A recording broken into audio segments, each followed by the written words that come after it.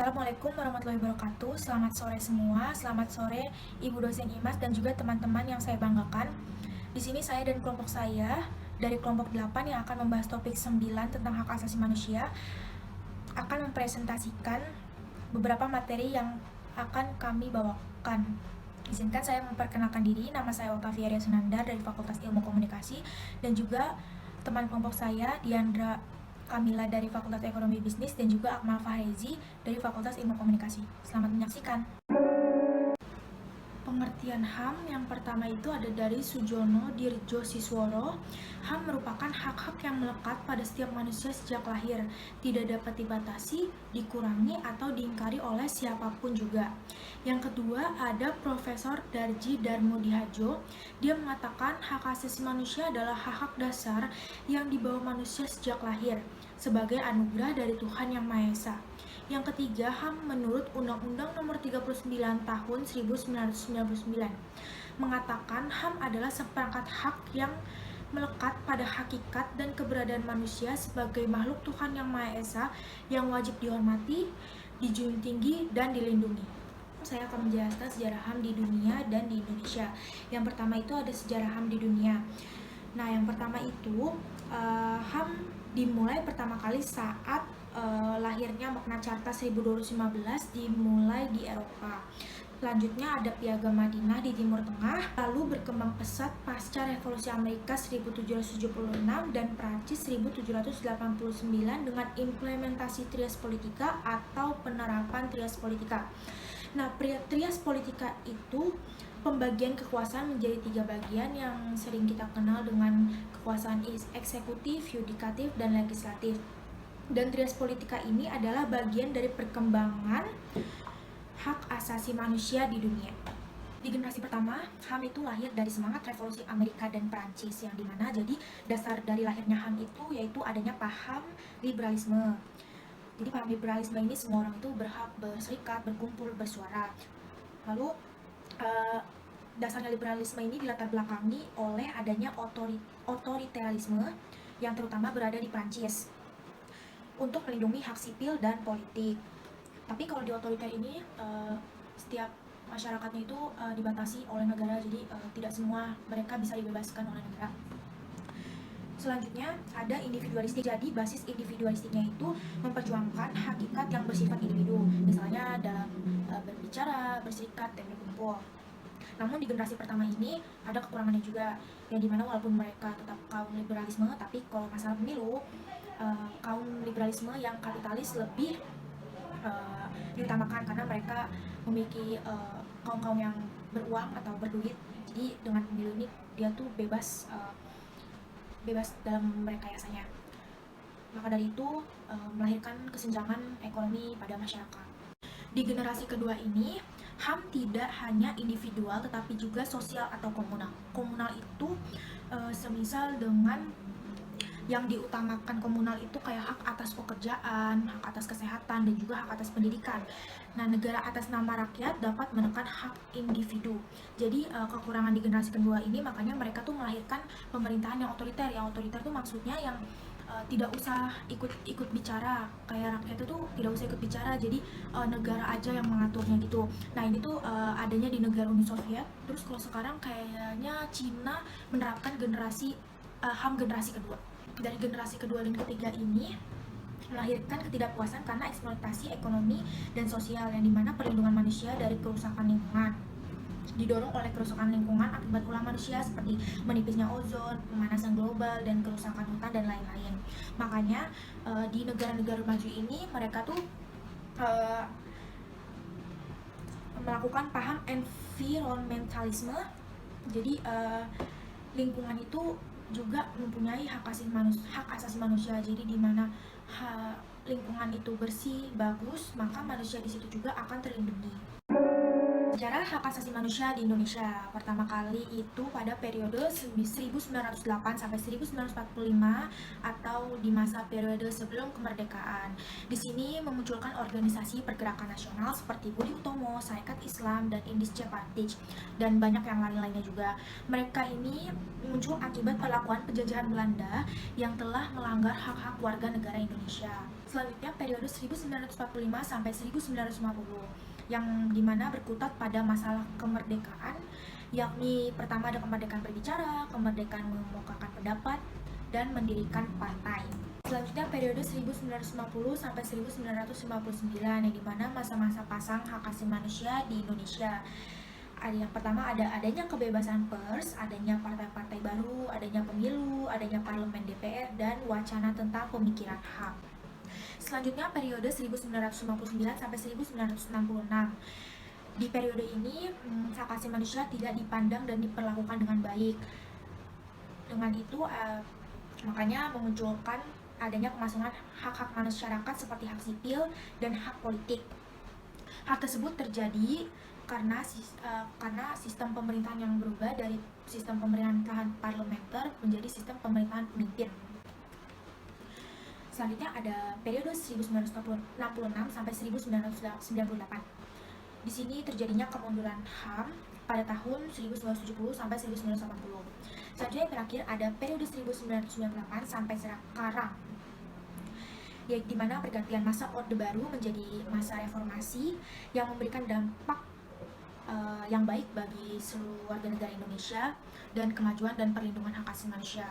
Yang pertama itu terdapat 2 tahap. Yang pertama ada tahap status penentuan. Status penentuan itu munculnya peraturan perundang-undangan tentang hak asasi manusia. Yang kedua tahap penataan aturan secara konsisten. Saya Diandra Kamila Rashid dari absen nomor 2 akan menjelaskan tentang pelaksanaan HAM menurut yang pertama adalah DUHAM tahun 1928, yang kedua adalah Undang-Undang Dasar 1945, yang ketiga adalah menurut Undang-Undang nomor 39 tahun 1999. Yang pertama adalah Deklarasi Universal HAM. Universal Declaration of Human Rights atau disebut Universal HAM merupakan pengakuan terhadap hak asasi manusia. Deklarasi tersebut memberikan pengakuan hak-hak dasar manusia di dalamnya. Dijelaskan bahwa pengakuan atas hak-hak dasar manusia menjadi dasar dari kemerdekaan, keadilan, dan perdamaian dunia. DUHAM meletakkan 3 nilai pokok, yakni penghormatan, martabat manusia, kemerdekaan, dan kesetaraan. Menteri Hukum dan Hak Asasi Manusia atau Menkumham, Yasona Lauli menjelaskan, deklarasi ini merupakan aturan tertulis pertama yang disepakati oleh dunia, yang menetapkan hak-hak dasar apa saja yang melekat pada diri setiap manusia. Hak-hak dasar yang melekat pada diri setiap manusia tanpa melihat status sosialnya, asal-usulnya, kebangsaannya, warna kulitnya, kondisi fisiknya, agamanya, dan lain sebagainya, yang harus dihormati, dilindungi, dipenuhi, dan ditegakkan oleh setiap negara. Prinsip-prinsip dalam deklarasi HAM yaitu ada 5. Yang pertama ada pengakuan terhadap martabat dasar dan hak-hak yang sama dan sejajar sebagai dasar dari kemerdekaan, keadilan, dan perdamaian dunia. Yang kedua ada membangun hubungan yang baik antar bangsa. Yang ketiga ada perlindungan HAM dengan rule of law. Yang keempat ada persamaan antara laki-laki dan perempuan. Dan yang terakhir adalah kerjasama antara negara dengan PBB untuk mencapai pengakuan universal terhadap HAM dan kebebasan dasar. Yang kedua, HAM menurut Undang-Undang Dasar 1945.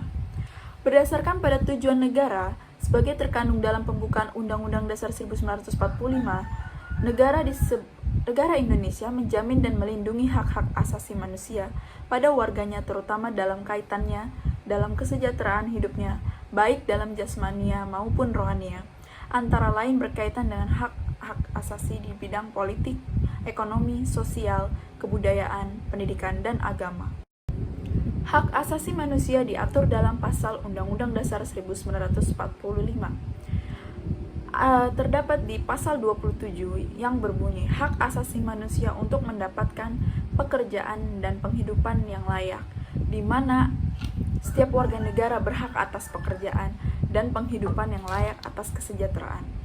Dan terdapat pada pasal 28A, setiap orang berhak untuk hidup serta berhak mempertahankan hidup dan kehidupannya.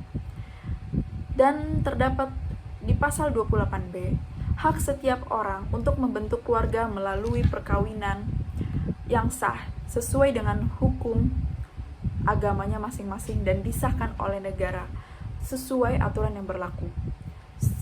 Pasal 28B terdiri dari 2 ayat, di mana ayat kedua berisi tentang hak setiap orang atas keberhasilan hidup, tumbuh dan berkembang, serta berhak atas perlindungan dari perdebatan. Negara menjamin hal ini. Terdapat juga di pasal 28C, setiap orang berhak mengembangkan diri melalui pemenuhan kebutuhan dasarnya dan berhak untuk memajukan dirinya dalam memperjuangkan haknya secara kolektif. Pasal 28D terdiri dari 4 ayat yang seluruhnya saling menyambung satu sama lain.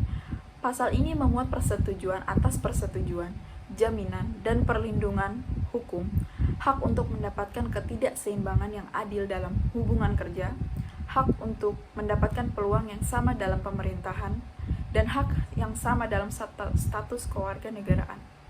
Pasal 28E yang berbunyi, setiap orang berhak memeluk agama dan beribadah menurut agamanya, bebas meyakini keyakinannya, dan berhak atas kebebasan berserikat, berkumpul, dan mengeluarkan pendapat. Pasal 28F berisikan tentang hak atau kebebasan pada setiap orang untuk berkomunikasi dan mendapatkan informasi untuk mengembangkan pribadi dan lingkungan sosialnya. Selain itu, setiap orang juga berhak untuk mencari, memperoleh, memiliki, dan menyimpan informasi, serta memenangkannya dengan bertanggung jawab. Pasal 28G yang berbunyi, setiap orang berhak atas perlindungan diri pribadi, keluarga, kehormatan, martabat, dan harta benda yang dibawa kekuasaannya, serta berhak atas rasa aman dan perlindungan dari ancaman ketakutan untuk berbuat atau tidak berbuat sesuai yang merupakan hak asasi. Pasal 28H terdiri dari 4 ayat yang masing-masing berisikan tentang hak setiap orang untuk menerima kelahiran dan batin, mendapatkan tempat tinggal yang layak, dan hak untuk perawatan kesehatan yang layak. Hak setiap orang untuk mendapatkan persetujuan dan bantuan khusus untuk mendapatkan kesempatan dan manfaat yang sama untuk mencapai persetujuan dengan keadilan. Hak setiap orang untuk jaminan sosial, kepemilikan pribadi sesuai aturan yang berlaku. Pasal 28I, ayat pertamanya berbunyi, hak setiap orang untuk hidup, hak untuk tidak disiksa, hak kemerdekaan dan hati nurani, hak beragama, hak untuk tidak diperbudak, hak agar tidak dituntut atas hukum yang berlaku, hak atas bebas dari perlakuan diskriminatif, hak terhadap budaya dan hak masyarakat tradisional. Semua hak atas negara berhak dan wajib ikut serta dalam usaha pertahanan dan keamanan negara. Ayat kedua mengandung persetujuan setiap orang bebas dari bantuan diskriminatif. Dan ayat ketiga seluk-beluk dengan perkembangan zaman. Ayat keempat, perlindungan dan penanggung jawab pelaksanaan HAM adalah pemerintahan. Ayat kelima, pelaksanaan HAM di Indonesia diatur dengan peraturan perundang-undangan. Pasal 28J berisikan tentang setiap orang wajib menghormati hak asasi manusia, orang lain, dan juga setiap orang wajib tunduk kepada pembatasan yang ditetapkan dengan undang-undang dengan maksud semata-mata. Pasal 29, ayat pertamanya berbunyi, negara berdasar atas ketuhanan yang Maha Esa. Yang kedua, negara menjamin kemerdekaan tiap-tiap penduduk untuk memeluk agamanya masing-masing dan beribadah menurut agamanya dan kepercayaannya itu. Pasal 31, pasal ini merupakan peraturan tentang hak setiap warga negara untuk mendapatkan pendidikan dan pendidikan dasar yang dibiayai oleh pemerintah. Pasal ini menjamin hak anak-anak, terlantar dan fakir miskin, yang semuanya dipelihara oleh negara.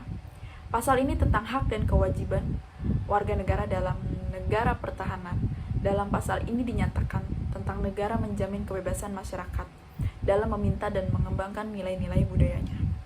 Pasal 34 menjelaskan hak warga negara untuk mendapatkan jaminan sosial dari negara. Negara wajib memelihara fakir miskin dan anak-anak terlantar untuk mendapatkan kebutuhan dasarnya tanpa ada perilaku diskriminatif. Dan yang ketiga ada HAM menurut Undang-Undang Nomor 39 Tahun 1999 yang menimbang bahwa manusia sebagai makhluk ciptaan Tuhan yang Maha Esa yang mengemban tugas mengelola dan memelihara alam semesta dengan penuh ketakwaan dan penuh tanggung jawab untuk kesejahteraan umat manusia. Oleh penciptanya, dianugerahi hak asasi untuk menjamin keberadaan harkat dan martabat kemuliaan dirinya serta keharmonisan lingkungannya. Yang kedua ada bahwa hak asasi manusia merupakan hak dasar yang secara kodrat melekat pada diri manusia, bersifat universal dan langgeng. Oleh karena itu harus dilindungi, dihormati, dipertahankan, dan tidak boleh diabaikan, dikurangi, atau dirampas oleh siapapun. Yang ketiga, bahwa selain hak asasi manusia, manusia juga punya kewajiban dasar antara manusia yang satu terhadap yang lain, dan terhadap masyarakat secara keseluruhan, dalam kehidupan bermasyarakat, berbangsa, dan bernegara.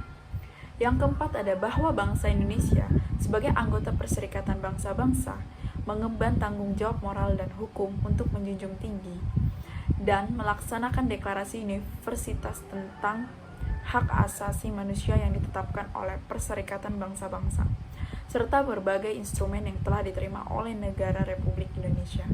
Dan yang terakhir, bahwa berdasarkan pertimbangan sebagaimana dimaksud dalam 4 poin di atas, dalam rangka melaksanakan ketetapan Majelis Permusyawaratan Rakyat Republik Indonesia nomor 25 MPR tahun 1998 tentang hak asasi manusia, perlu membentuk undang-undang tentang hak asasi manusia.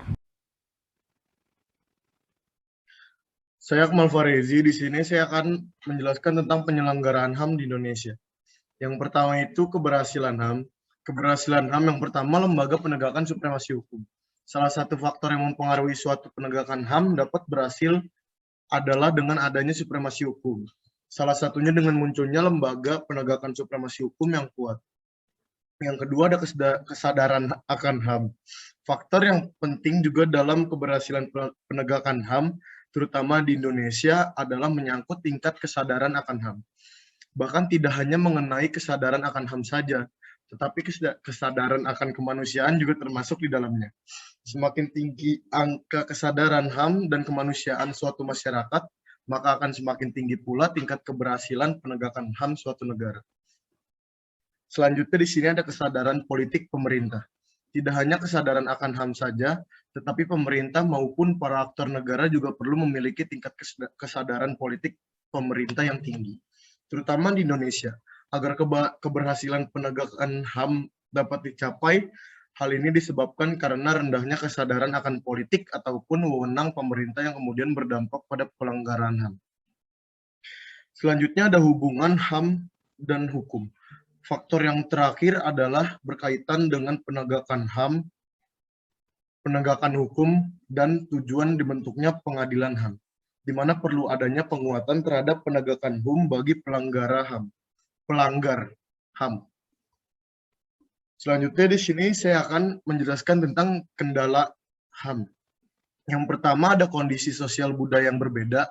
Di Indonesia kan banyak budaya, dari Sabang sampai Merauke, dan masih ada beberapa perbedaan status sosial yang timbul. Yang kedua ada kurangnya penyampaian yang merata ke semua masyarakat. Yang ketiga, ada kebijakan yang menimbulkan pro dan kontra yang ada di masyarakat. Perbedaan pendapat ini semakin membuat HAM yang ada di Indonesia terhambat kemajuannya. Dan selanjutnya ada rendahnya pemahaman warga Indonesia tentang pentingnya HAM. Banyak orang yang tidak tahu kalau HAM itu penting. Dan selanjutnya ada lemahnya aparat hukum yang ada di Indonesia, semakin membuat HAM yang ada di Indonesia sulit ditegakkan. Sekian dari saya. Terima kasih.